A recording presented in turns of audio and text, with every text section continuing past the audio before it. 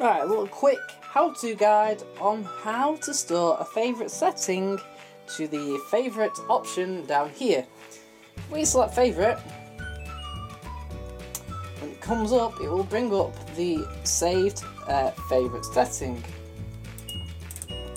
Now we just change it over to delicate, for example. If we press favourite now, it goes back to cotton. Right, if you want to change that setting, now to be honest, it's actually automatically stored as cotton 40 straight off. So let's say you want to do you do a lot of darks, so maybe you want to do a temperature of 40 degrees and add on an extra rinse. You can even up the spin on this. You can then save it by pushing and holding the favourite button.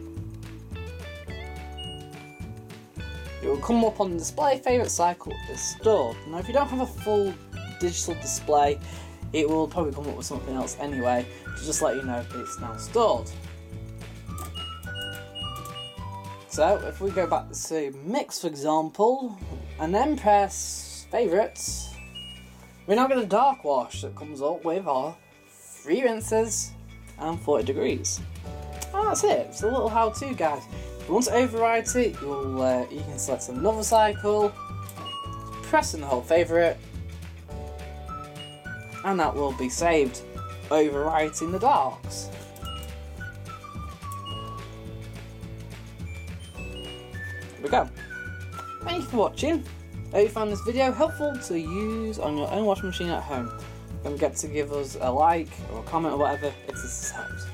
Thank you for watching.